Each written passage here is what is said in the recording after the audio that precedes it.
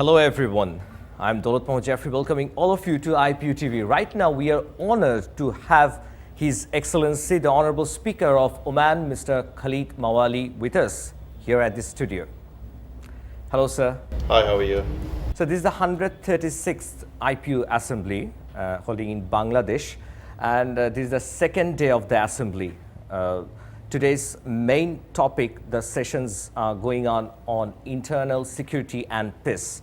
So what about Oman regarding this? Well, let me first start with many thanks. You are highly appreciated to host me today, and I would like also to give my appreciation and my thanks to the government of Bangladesh and to the Parliament of Bangladesh for hosting this big event, International Parliamentary Union. And I'm so sure that with what we have seen so far since we have touched the land of Bangladesh, the warm welcoming and the warm hospitality that we have received, it's highly appreciated by the delegation of Oman and by myself definitely. And let me also congratulate the International Parliamentary Union for launching the new IPU TV. Yeah, the first time in the history of IPU. Yeah, and which I'm so sure that it will definitely accelerate the support of the international parliamentship of Mr. Sabir Chowdhury. There is a lot of development which will happen to the international parliament. Yeah, Mr. Sabir Chowdhury is just leading from the front. Absolutely, absolutely. It's the Renaissance of Oman and His Majesty being in power in 1970. And since that, His Majesty vision and His Majesty approach was at the time that we will need to have a peace and friendship with all around the globe. So I think that has been translated into fact. And in each decade you will see that Oman has with his wisdom and leadership, he has avoided Oman from all troubling circumstances. And Oman became a mediator in order to create a dialogue with so many women. And I think the last one was... How do people actually tackle the external interference in your internal security? I think there is a number of areas which Oman has identified that we will never interfere in any other country's business. And that's but already. My question was that how do you tackle the others' interference? That's what I'm coming to. Since that's our approach, since that our ground. Therefore, we are unable to anyone to interfere into our internal issues.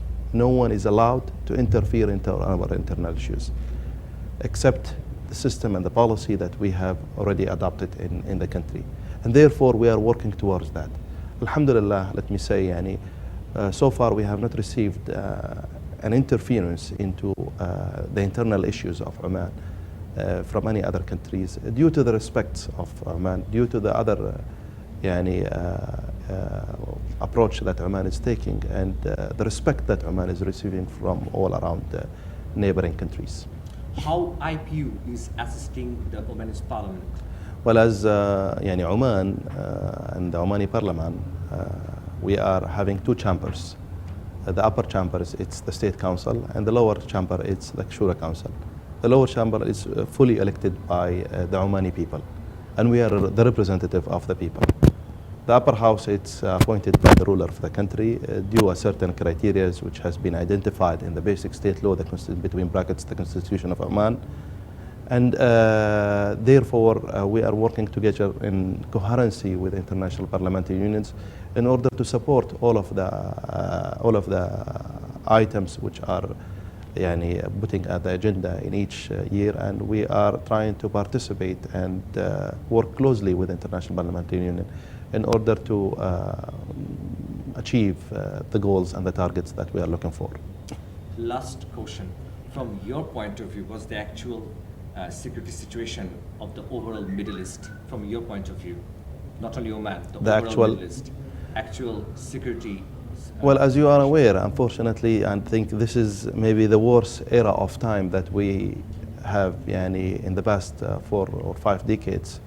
The Middle East is suffering badly as of now. There is severe problems in Syria, as you are aware, the casualties The refugees has touched up nearly 5 million. The casualties more than 100,000. The demolishment which happening in Syria, unfortunate. And I think there is no work which we will be able to do it except the peace and the dialogue in between the two conflicts parties. That's one. I think the situation in Yemen, unfortunately, as you are aware, it's something that we really need to work towards that. Since 2011 and what happened after the Arab Spring, unfortunate, the consequences of that Arab Spring has created a chaos in so many countries, in Libya, Syria, Yemen, and I think it's not easy to cope with that, with the institutions that they're having. And I think the only things which we will really need to work, it's from a political reforms needs to be done, and the reforms in all manners, I think it has to be done. But I think we really need to work towards a dialogue and peace process in a way that a compromise solutions in between the two conflict parties needs to be done as soon as possible. And I think Oman and the GCC, they are working towards that, and we hope that this situation which is happening in Yemen will be able to sort it out with a peace process and a dialogue. That the peace should prevail in all respect by any means. Absolutely, absolutely. Thank you, Your Excellency, for giving us your precious time to IPU TV. Well, thank you for hosting me today, and I'm really glad that I was one of the first in the first day of the launching the IPU TV, and I wish you full of success. You are part of history. Thank you very much. Thank you, sir. Thank you. Thank you. Thank you very much. Thank you.